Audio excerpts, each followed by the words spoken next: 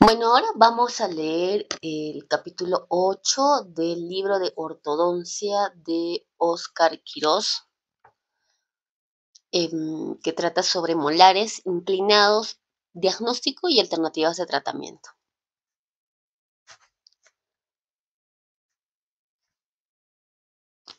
Bueno, acá nos muestra el contenido, está la introducción, objetivos del tratamiento, consecuencias de pérdida de un diente posterior, beneficios protésicos y periodontales que se obtienen con el levantamiento del molar incluido. Consideraciones diagnósticas en la selección de los casos. Consideraciones especiales en el tratamiento de los pacientes adultos. A, B, C, D, que trata sobre consideraciones ortodónticas, periodontales, protésicas, biomecánicas, planificación de tratamiento, diseño y elaboración de la aparatología. También habla sobre descripción de diferentes métodos que utilizan para la corrección de molares inclinados, ¿no? Son varios. Aparatología, sobre todo aparatología fija y poca aparatología removible. Bueno, empezamos. Introducción. La pérdida de dientes posteriores es un problema muy frecuente en los adultos.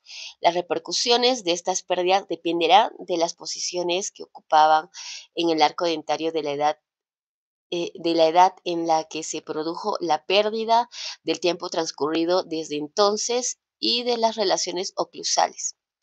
Cuando se pierde un diente posterior, los dientes adyacentes suelen inclinarse, desplazarse y rotarse.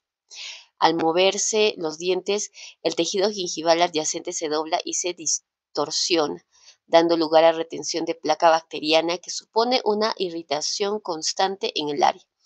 También puede producir daños periodontales adicionales como consecuencia de las fuerzas oclusales mal dirigidas. No obstante, la eliminación de las condiciones potencialmente patológicas que acompañan a los molares inclinados es probablemente la consideración más importante en el tratamiento ortodóntico de estos pacientes.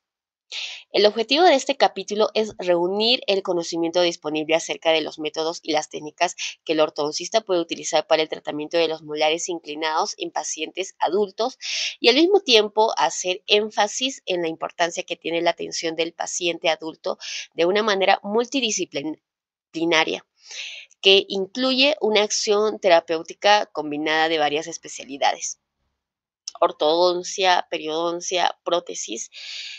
La acción ortodóntica es el eslabón que complementa y facilita otros tratamientos. Su intervención irá dirigida a restablecer las posiciones normales de los dientes, antes de proceder a la reposición protésica del diente o los dientes que falten.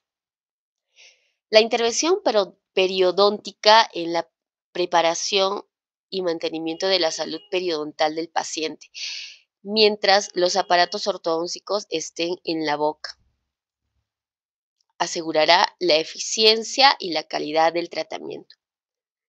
La acción combinada de estas especialidades permitirá una rehabilitación integral de la boca del paciente adulto. Objetivos del tratamiento. La corrección de molares inclinados en los pacientes adultos debe ser vista como un tratamiento coadyuvante, cuyo principal objetivo consiste en la movilización dental llevada a cabo para facilitar otras medidas odontológicas necesarias para controlar la patología y restablecer la función dental. Cualquiera que sea la situación oclusal original, los objetivos del tratamiento coadyuvante deberían ser: facilidad al tratamiento restaurador, colocando los dientes de modo que se puedan aplicar las técnicas más adecuadas y conservadoras. Mejorar la salud periodontal eliminando las zonas de placa y mejorando el contorno de borde alveolar subyacente a los dientes. Otro es establecer relaciones corona-raíz favorables y colocar los dientes de forma que las fuerzas oclusales se transmitan a través de sus ejes longitudinales. Robert Hackers Burston señalan que el enderezamiento del molar inclinado se hace con la finalidad de colocar el molar en una posición ideal, donde pueda convertirse en pilar de apoyo de la prótesis. Las vías que sirven para efectuar la inserción y la remoción de la prótesis deben ser paralelas a los ejes longitudinales de las raíces, condición que favorece un apoyo periodontal óptimo a la vez que proporciona lo siguiente. Protección contra la enfermedad periodontal inflamatoria. Eliminación del entorno periodontal patológico que pueda existir en presencia de molares incluidos. Corrección de defectos óseos verticales. Protección contra el traumatismo oclusal. Alineación perpendicular de las raíces al plano oclusal en forma que puedan aceptar las fuerzas de oclusión. Mejorar la proporción corona-raíz que corresponde a los molares involucrados periodontalmente. Obtención del espacio dental carente en el área destinada a reemplazar los dientes faltantes. Además de estos objetivos mencionados, Graver y Swain señalan que la reubicación de algunos de los dientes en el tratamiento de los pacientes adultos favorece la distribución de los dientes en las arcadas. Los dientes deben ubicarse de tal modo que permitan la colocación de una prótesis fija o removible y al mismo tiempo puedan establecerse los contactos dentarios naturales entre ambas arcadas. La, distribución y redirección de las fuerzas oclusales. Los pacientes periodontalmente comprometidos demandan que las fuerzas oclusales sean dirigidas verticalmente sobre el eje mayor de las raíces. La posición de los dientes debe ser tal que las fuerzas masticatorias sean dirigidas axialmente. Conseguir espacios interdentarios adecuados. Esto permite una mejor salud periodontal, especialmente cuando son necesarias las restauraciones. Los espacios interproximales lo suficientemente amplios favorecen la higiene y la aplicación del material de restauración. Conseguir un plano oclusal aceptable y una dimensión vertical satisfactoria. En aquellos pacientes que muestren un colapso en la mordida posterior, por ausencia de dientes posteriores, debe restablecerse un plano de oclusión aceptable, donde se restituya la dimensión vertical perdida, manteniendo un balance neuromuscular. Mejora de los efectos óseos y mucogingivales. La adecuada reposición de los dientes en la arcada mejora la topografía gingival. En el paciente adulto se busca nivelar la cresta ósea entre las uniones amelocementarias. Se ha demostrado que la necesidad de cirugía y mucogingival puede disminuirse por cambios favorables en la topografía ósea y de los tejidos blandos durante el movimiento dentario. Esto creará una arquitectura ósea más fisiológica, con potencial para corregir ciertos defectos óseos. Mejorar el automantenimiento de la salud periodontal. La situación del margen gingival es determinada por la inclinación y la alineación de los dientes. Así lo confirman muchos de los estudios realizados por Musich y posteriormente por Miller y Van Arsdal, donde demuestran que existe una mejoría en el automantenimiento de la salud periodontal, con la correcta ubicación de los dientes en el arco dentario. Herzmann, Miller y Carter coinciden con otros autores en que el objetivo que se busca con el levantamiento del molar inclinado es de permitir que las cargas oclusales sean transmitidas a través del eje axial. Consecuencias de la pérdida de un diente posterior. Después de presentarse la pérdida de un diente posterior, bien sea por caries o por enfermedad periodontal, la integridad del arco se pierde. Los dientes se desubican y clínicamente se observa una migración de los dientes adyacentes, un desplazamiento mesial acelerado, la presencia de rebordes marginales desiguales, defectos óseos angulares que provocan la impactación de alimentos y el cúmulo de la placa bacteriana, y hasta puede que ocurra un colapso de la mordida posterior. Al perderse un diente posterior, muchos pacientes muestran colapso de la oclusión posterior que se caracteriza por una inclinación mesial de los dientes posteriores, acompañada por la extrusión de diente antagonista y la pérdida de integridad del arco. Un molar inclinado puede dejar secuelas como paralelismo inadecuado, un plano de oclusión deficiente, ausencia de espacio interproximal, proximidad radicular adversa, rotaciones. que podrían, que podrían ocasionar la necesidad de una preparación dentaria excesiva, comprometiendo la integridad pulpar. Espacio inadecuado destinado a las piezas de reemplazo. Alteraciones de los tejidos periodontales. El efecto de la pérdida se manifiesta en los dientes adyacentes que tienden a inclinarse, a desplazarse y a rotar. Al haber movimiento dentario en el tejido gingival adyacente, se deforma, dando lugar a un pseudosaco gingival con formación de placa, que puede ser imposible de limpiar por parte del paciente. La acumulación de placa puede dañar directamente al periodonto por medio de sustancias bacterianas tóxicas y antigénicas e indirectamente estimar la respuesta inmunológica. También se puede producir daños periodontales adicionales como consecuencia de fuerzas mal dirigidas. Las fibras del ligamento periodontal están perfectamente preparadas para recibir cargas axiales, pero cualquier desviación en la posición de los dientes alterará su orientación y la forma en que las tensiones oclusales se transmiten a la estructura de soporte. El efecto de la lesión dependerá de su frecuencia a las irritaciones. La retención de la placa bacteriana supondrá una irritación constante. Norton señala que además del saco que tiende a formarse debajo del margen gingival mesial del molar, existe la tendencia a la erupción del diente antagonista hacia el espacio edéntulo, concluyendo que la combinación de la pobre posición axial de inclinación que se oponga a la fuerza oclusal y la formación progresiva del saco patológico en el área donde se dificulta la limpieza es lo que produce el cambio en la arquitectura alveolar y una desfavorable relación corona-raíz. Kurberg y Glynn encontraron en investigaciones de estudio histológicos en especímenes humanos signos de reabsorción radicular en la pared alveolar mesial del molar inclinado. Esa reabsorción no fue correlacionada a la inflamación periodontal presente, sino que se vio correlacionada a la disfunción en cuanto a la sobrecarga de estrés en ese área, donde las fuerzas no inciden axialmente en el diente. El efecto de pérdida de los molares repercute además sobre otros dientes. Los premolares pueden estar desplazados distalmente y rotados, dando lugar a contactos abiertos y relaciones defectuosas entre sus rebordes marginales. Los dientes opuestos pueden sobreerupcionar hacia los espacios edéntulos, complicando aún más las restauraciones y contribuyendo a la aparición de interferencias oclusales. Beneficios protésicos y periodontales que se obtienen con el levantamiento del molar incluido.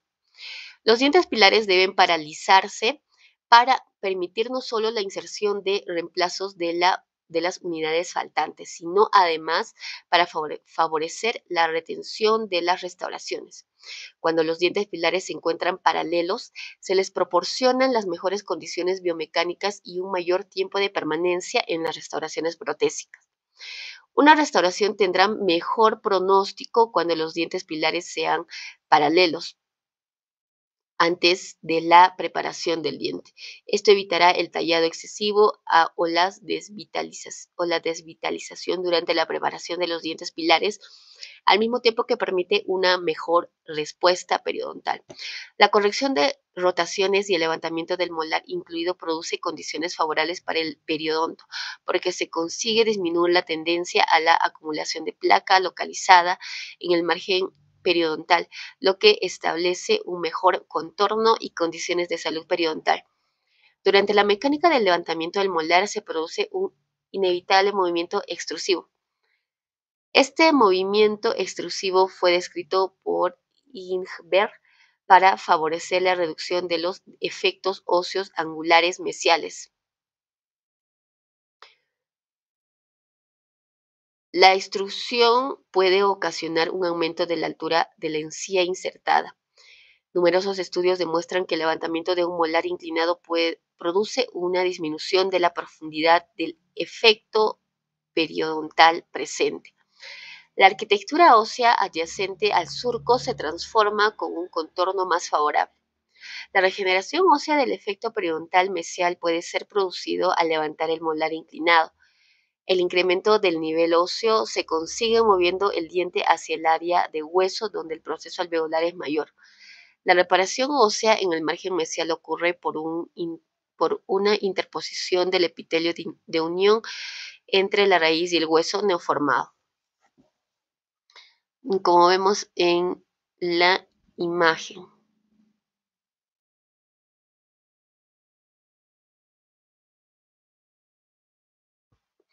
Manteniendo una relación estable, libre de irritantes locales en la unión de la cresta alveolar con la línea amelocementaria durante la corrección de la inclinación. Se logra reducir la profundidad del pseudosaco gingival que se forma en la superficie mesial, porque la encía adherida es capaz de seguir esa unión. La altura del tejido queratinizado en esa zona es capaz también de incrementar su anchura. Aun cuando la mayoría de los autores señalan los beneficios periodontales que se obtienen, luego de haber realizado la desinclinación de los molares que se encontraban inclinados, haciendo uso de aparatología ortodóntica. Otros autores aseguran que el tratamiento ortodóntico provee la primera injuria en la periodontitis marginal, que se transforma en un factor de amenaza significativa cuando se avanza en edad. Haciendo una revisión de la literatura acerca de los cambios periodontales que se aprecian durante el levantamiento del molar inclinado, encontramos que algunos autores estudiaron los efectos del tratamiento ortodóntico sobre los tejidos periodontales comprometidos, descubriendo que el tratamiento ortodóntico por sí solo no causa destrucción periodontal irreversible. Ellos aseguran que existe una relación directa entre la destrucción periodontal y la higiene oral del paciente. Las fuerzas ortodónticas por sí solas no producen daño periodontal o problemas gingivales. El factor más importante para la iniciación y progresión de los daños periodontales pareciera deberse a la introducción de placa bacteriana a través del surco periodontal. La intrusión de un diente infectado con placa puede producir pérdida de inserción conectiva, aumento de la movilidad dentaria y desarrollo de sarcos infraóseos y pérdidas óseas. Sarcos, dice. Trosello y Janelli encontraron que en la región posterior de la boca aparecía más hiperplasia relacionada al efecto de la dificultad de mantener libre la placa, la zona donde se encuentran los aparatos ortodónticos colocados. En experimentación sobre animales se ha demostrado que el aumento de la pérdida ósea pareciera haberla causado el cambio de posición de la placa supragingival hacia subgingival durante el movimiento de la desinclinación e intrusión de los dientes, que resulta en una pérdida de tejido conectivo de unión y la posterior formación de sacos patológicos. El movimiento de intrusión no trae modificaciones del hueso marginal siempre que la información gingival sea controlada y eliminada regularmente. Todos los cambios periodontales como hiperplasia gingival que ocurren durante el tratamiento de ortodoncia son reversibles luego de que se retiran los aparatos. Durante el levantamiento, el margen gingival puede hacerse edematoso e hiperplásico, pero cuando el movimiento se completa y se remueven las bandas, la encía se convierte y toma una apariencia delgada, rosada y firme. En la única situación donde la ortodoncia puede causar lesiones directas a los dientes y a los tejidos periodontales es cuando se utilizan las fuerzas incontroladas y la higiene es inadecuada, lo que trae como consecuencia reabsorciones radiculares importantes y la pérdida de tejidos de soporte. Las fuerzas ortodónticas crean ligeras pérdidas de longitud de las raíces, aunque el grado de reabsorción radicular es mínimo en la mayoría de los casos. Esta consideración toma gran importancia en aquellos pacientes adultos que están periodontalmente afectados, en quienes una reducción de la longitud de sus raíces puede comprometer aún más el soporte dentario e incrementar la movilidad para los pacientes de este grupo. Para los pacientes de este grupo se recomienda llevar a cabo un control radiográfico periódico, mantener los niveles bajos de fuerzas implementar un riguroso control de irrigantes locales. Consideraciones diagnósticas en la selección de los casos. Consideraciones especiales en el tratamiento de los pacientes adultos. En cualquier tipo de diagnóstico, ya sea en ortodoncia o en otras especialidades odontológicas, la consideración diagnóstica más importante está en no centrarse en un aspecto de la situación general del paciente, omitiendo problemas periodontales, trastornos sistémicos o algún otro problema asociado. Cuando se considera la incorporación de la mordida ortodóntica para corregir la maloclusión del adulto a fin de recuperar o mejorar su salud dental, debe considerarse que existen circunstancias clínicas diferentes de las que encontramos en los pacientes jóvenes. Los jóvenes presentan una dentición intacta, mientras que el aparato dental natural del adulto muchas veces se encuentra afectado en los pacientes adultos. Pueden presentarse estados periodontales incipientes o avanzados que deben ser considerados conjuntamente con el estado de salud general del paciente. En el momento de valorar y estudiar la necesidad de corrección ortodóntica, para ello debe coordinarse una estrecha relación entre los clínicos y los especialistas que deben intervenir. La base del planeamiento orientado al problema gira alrededor del desarrollo de la base de datos que proviene de 3 fuentes principales. 1. Entrevista e interrogatorio al paciente. Durante la entrevista debe valorarse el grado de motivación del paciente, lo que se espera de su tratamiento, el conocimiento del estado general de su dentadura, el grado de aceptación con respecto al tratamiento propuesto y a su capacidad de cooperar durante el mismo. La intervención personal del problema puede o no coincidir con el hallazgo terapéutico principal que el especialista consiga.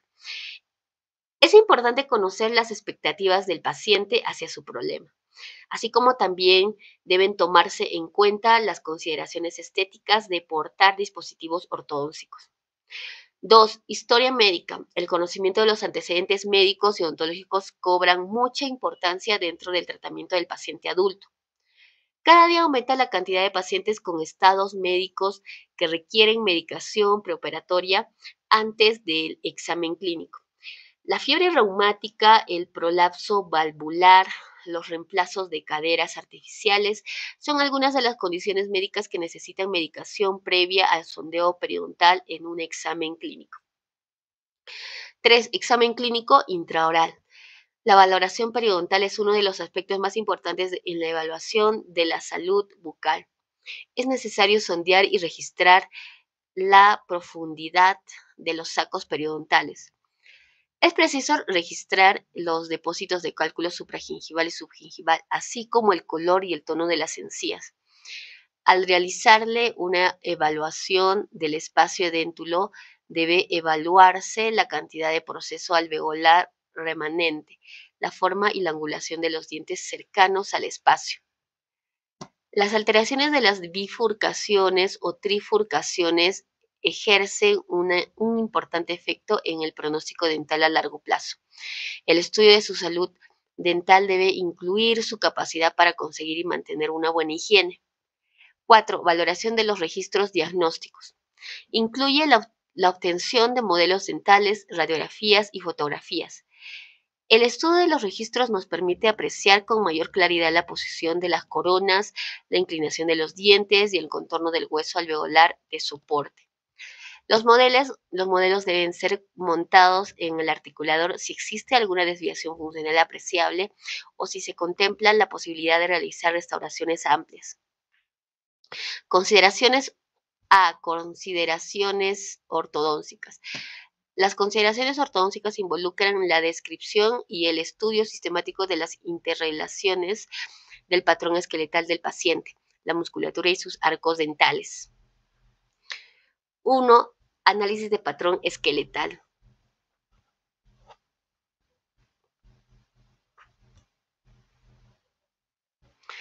El ortodoncista necesita conocer las relaciones que existen entre los principales componentes funcionales de la cara, como son la base del cráneo, los maxilares y los dientes. Los arcos dentarios son evaluados en lo que se refiere a la simetría del apoyo basal. Las formas del arco deben ser similares para que ocluyan adecuadamente. Las formas similares que posee un arco constituyen un inicio inmediato para el paciente cuando el paciente tiene problemas esqueletales.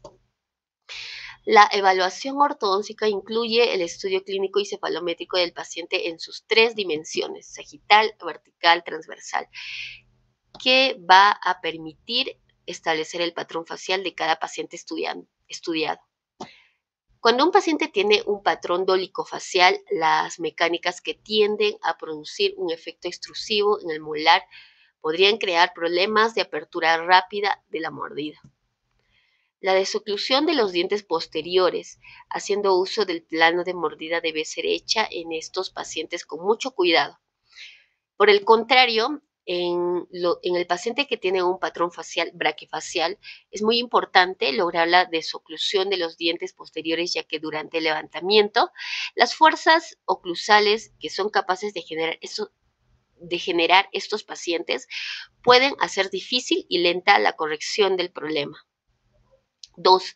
Análisis de la musculatura. Debe efectuarse una evaluación clínica de los músculos masticatorios.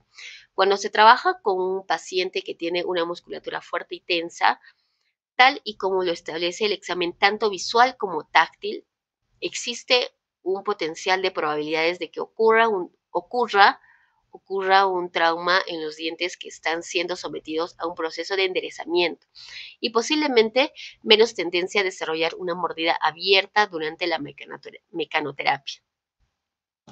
Cuando se trabaja con un paciente que tiene una musculatura flácida o débil y una tendencia a la mordida abierta durante el enderezamiento del molar, puede existir el peligro de producirse extrusión.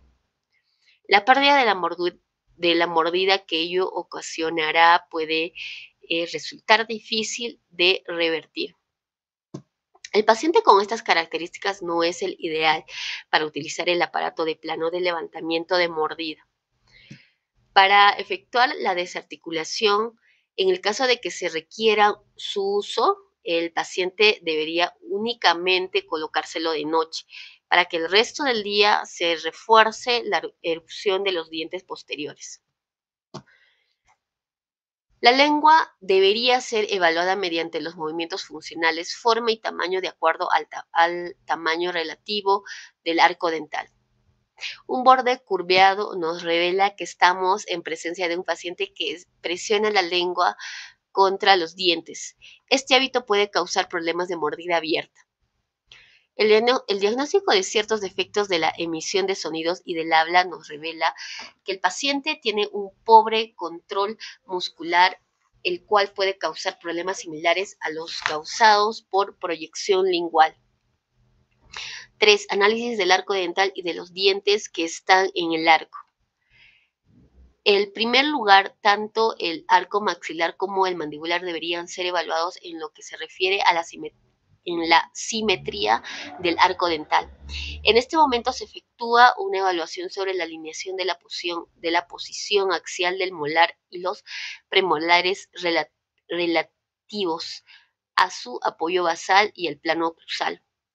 Cuando se analiza la posición del molar en sentido antero-posterior, se debe establecer el grado de inclinación coronal con respecto al plano de oclusión. Esta consideración debe ser crítica en el momento de decidir qué tipo de mecanoterapia va a emplearse. Entre las consideraciones ortodónticas que han de tomarse en cuenta, en aquellos dientes que posteriormente van a recibir tratamiento protésico, restauradores encuentran el tener un espacio suficiente hacia donde el diente puede ser movido. Cuando el diente sea movido, nunca deberá ser ubicado en una posición donde reciba trauma por la oclusión. Los factores causales del problema que se estén abordando deberán ser controlados, en lo posible eliminados.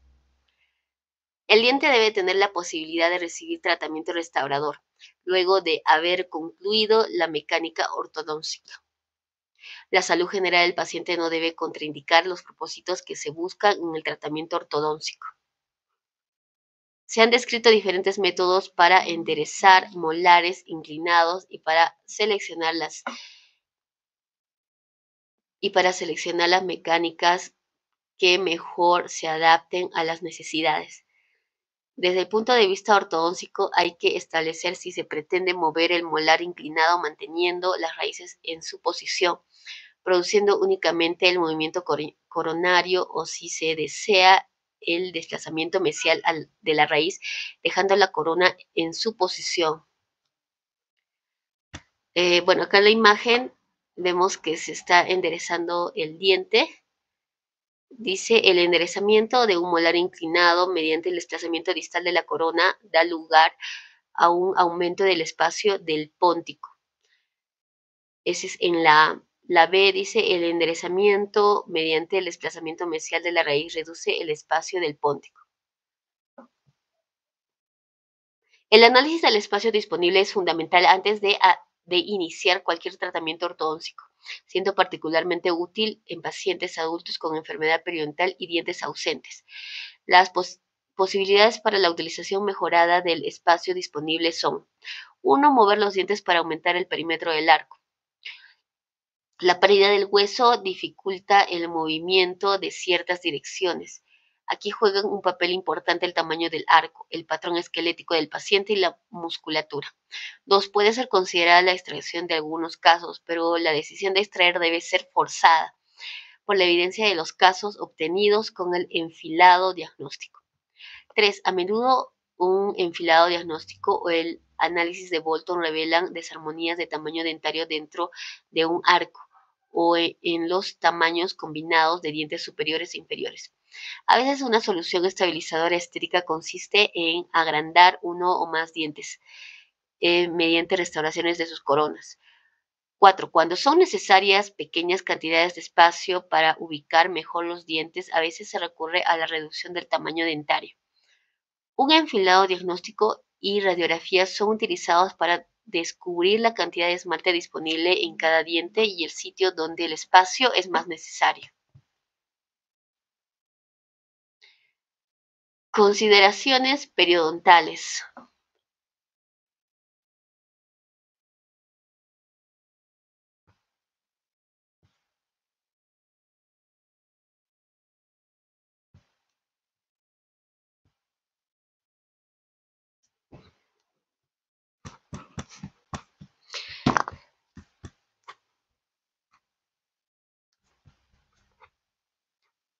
Las consideraciones periodontales deben ser hechas en todos los pacientes adultos, porque la incidencia de la patología periodontal en función de la edad presenta una relación casi lineal. Un alto porcentaje de la población presenta alguna forma de enfermedad periodontal. Adicionalmente, más del 75% de adultos mayores de 40 años padecen una enfermedad periodontal. No existe contraindicación alguna para realizar el tratamiento ortodóntico en los pacientes adultos que presentaron problemas periodontales, siempre que estén bajo control periodontal.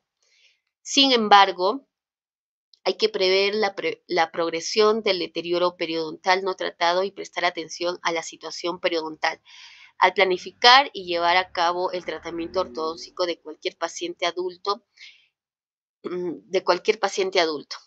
La enfermedad periodontal avanza en una forma relativamente uniforme y su progreso es continuo. La enfermedad periodontal puede ser considerada un fenómeno cíclico y es muy difícil de establecer.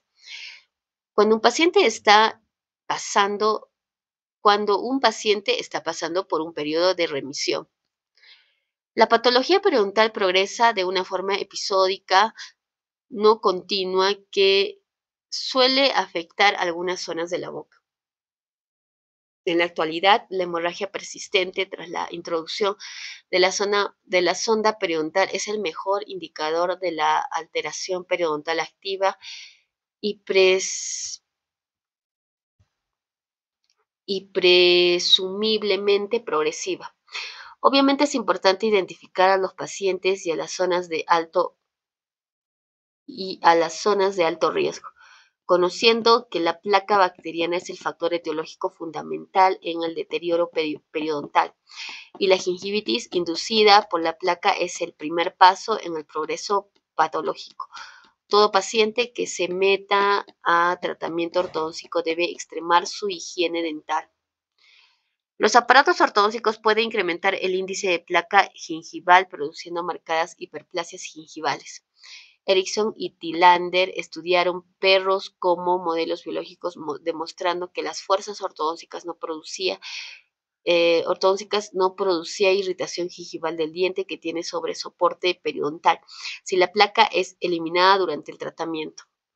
La movilidad con periodontitis preexistente fue estudiada en varios pacientes ortodónticos, observándose una mayor velocidad en la pérdida del aparato de soporte debido a la inflamación existente. La placa dental combinada con fuerzas oclusales inadecuada puede producir pérdida de tejido gingival y menoscabo del soporte óseo. El movimiento ortodóntico no produce una disminución del soporte periodontal cuando se mantiene un control de la placa dental. Los pacientes que experimentan una pérdida de soporte óseo son aquellos que no alcanzan un nivel de control de placa adecuado. La enfermedad periodontal entorpece la eficiencia del aparato ortodóntico. La inflamación produce degeneración de las fibras del ligamento periodontal y perturba la capacidad de transmisión de las fuerzas extremas al hueso. Esto dispersa las fuerzas y retarda la respuesta ósea convenientemente. Es importante iniciar el tratamiento sin que exista enfermedad periodontal presente. Cuando evaluamos el estado periodontal del paciente que va a recibir terapia ortodóntica, debemos efectuar un diagnóstico. Debemos realizar un diagnóstico periodontal minucioso que incluya índice de placa bacteriana, grado de movilidad, consistencia de los tejidos, presencia de exceso de tejido, respuesta al sondaje periodontal, nivel y estado de adhesión gingival. Control de la inflamación. La inflamación debe ser controlada, así que los tejidos periodontales deberán ser tratados y estabilizados antes de iniciar la terapia ortodóntica.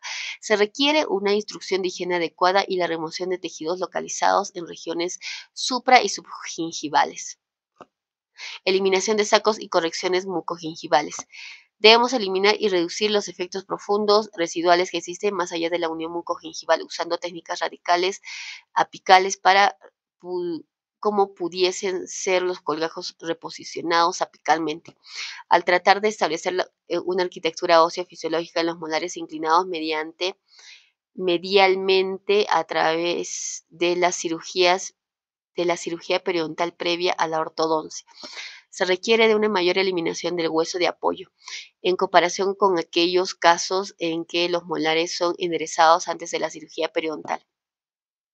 Es preferible realizar el tratamiento ortodóntico previo a la cirugía periodontal, ya que el movimiento por sí solo es capaz de modificar la topografía ósea hasta el punto de ser innecesario el uso de cirugía periodontal posterior. El molar que presenta un compromiso periodontal en la furca no debería someterse al levantamiento o a cualquier otro movimiento ortodóntico, por lo tanto, la evaluación de la condición periodontal previa es decisiva y debe ser realizada con cuidado. Tratamiento endodóntico. Debemos realizar tratamiento endodóntico en aquellos dientes que presentan alteraciones pulpares, aun cuando estén asintomáticos. Si se intenta movilizar un diente con alteraciones pulpares, es probable que se provoque un rebrote de trastorno periapical. Mantenimiento periodontal. Durante el tratamiento de ortodoncia debemos llevar a cabo un programa de mantenimiento periodontal que deberá incluir visitas cada 3 meses para recibir profilaxis e instrucciones de higiene, buen control de placa bacteriana por parte del paciente, raspado subgingivales para prevenir la aparición de sacos potencialmente activos. Utilizar productos químicos coadyuvantes como la clorhexidina para el control de formación de la placa bacteriana. El mantenimiento de un nivel bajo de placa bacteriana es indispensable para reducir la profundidad de los sacos patológicos. La profundidad de los sacos patológicos pueden ser mantenida igual por muchos años con un control de placa bacteriana. Con una limpieza profesional realizada cada 3 meses, se evidencia una reducción considerable de las profundidades de los sacos patológicos. Además, se puede mantener el nivel de salud alcanzado aun cuando la higiene personal del paciente tuvo sus variantes repetitivas, profilaxis dentales y un control óptimo de la placa bacteriana puede retardar la tasa de la progresión de la periodontitis marginal. El tratamiento no debe practicársele en aquellos pacientes con compromisos periodontales que no sean capaces de mantener la higiene bucal adecuada, porque la relación que existe entre el hueso alveolar y la unión cemento-esmalte no puede ser mantenida en presencia de inflamación. Situación que agrava el problema de exposición de las furcas radiculares. Antes de iniciar el tratamiento ortodóntico se debe esperar un periodo de observación luego de tratamiento periodontal preliminar para permitir su curación y asegurar que el paciente está adecuadamente controlado. Control de la oclusión. Muchas mecánicas que utilizan para la desinclinación del molar inclinado producen en él un efecto extrusivo. Muchas mecánicas que utilizan para la desinclinación del molar inclinado producen en él un efecto extrusivo que clínicamente se manifiesta con la apertura de la mordida y el aumento de la movilidad del molar. Este movimiento de extrusión produce en el molar un contacto aumentado con un diente antagonista, lo que causa trauma oclusal. La fuerza oclusal excesiva tiende a perpetuar la posición de inclinación del molar, impidiendo su corrección.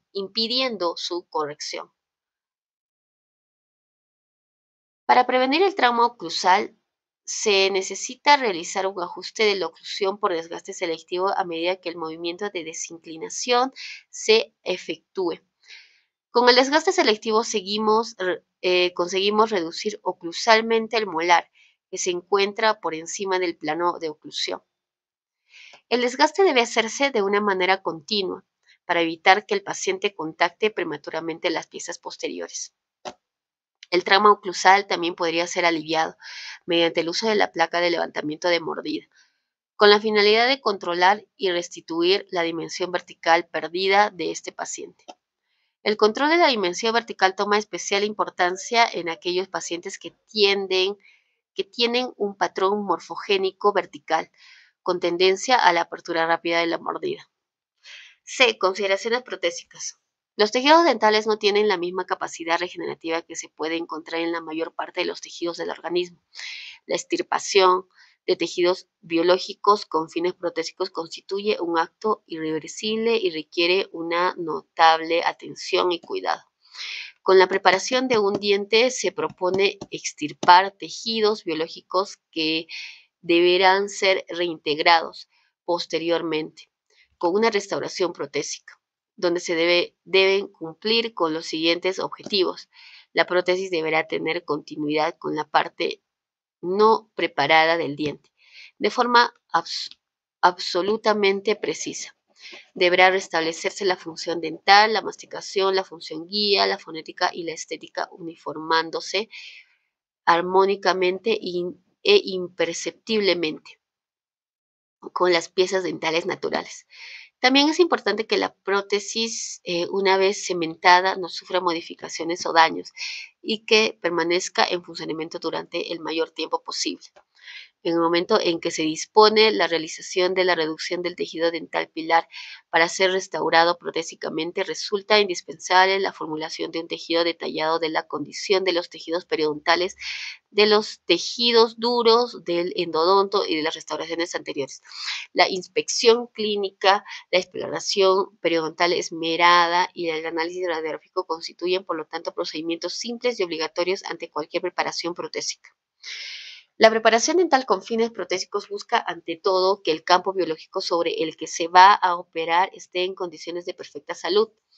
Un periodonto saludable responderá de forma previsible y positiva a la agresión que, aunque mínima y controlada, producen de manera inevitable los procedimientos protésicos.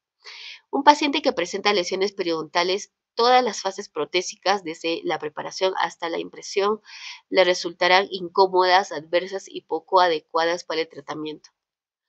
En caso que la enfermedad periodontal haya provocado un aumento de la movilidad de los dientes pilares, se ha de tener presente que esta representa un factor de riesgo sumado para la terapia protésica, en relación directamente proporcional. Debe evaluarse con atención la posición del diente pilar con respecto a la posición deseada, basándose en necesidades funcionales y estéticas para la elaboración de la futura pieza protésica.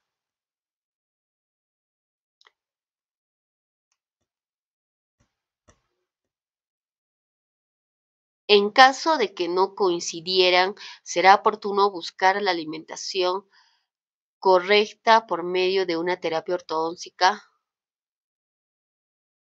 preventiva. Dicha terapia encontrará también indicaciones en los efectos de inclinación de las piezas pilares, teniendo como objetivo facilitar el paralelismo y la definición de un eje común de inserción.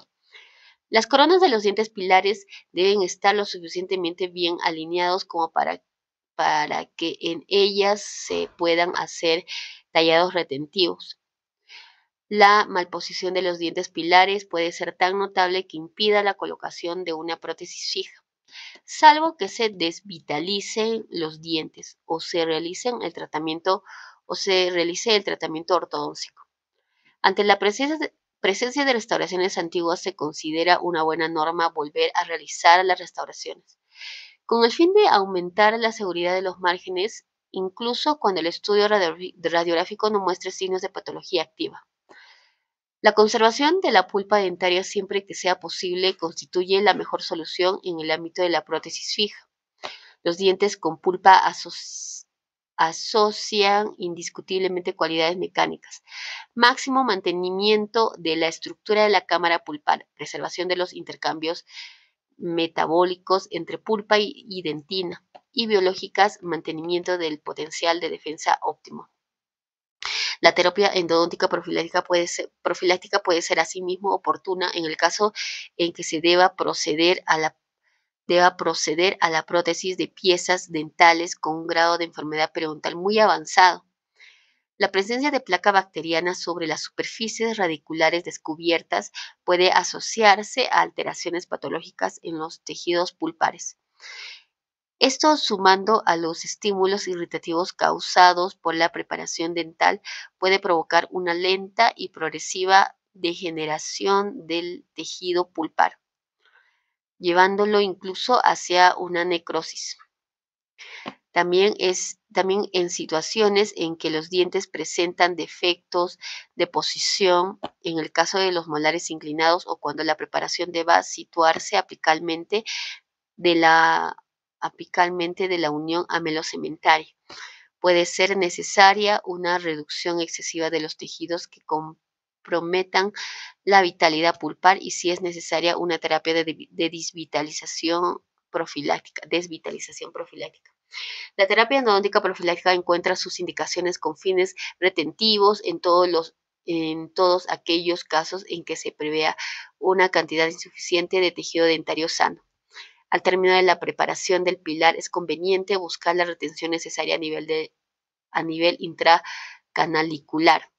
Castellani establece algunos principios biológicos y mecánicos que deben tenerse en cuenta en el momento de hacer preparaciones en prostodoncia. Explica que en la pieza dental preparada para pilar protésico, deberá cumplir con una serie de requisitos geométricos que favorezcan una posición automática contra las fuerzas dislocantes, ¿no? Como vemos en la imagen, para poder hacer, dice, bueno, en la base de la imagen dice, para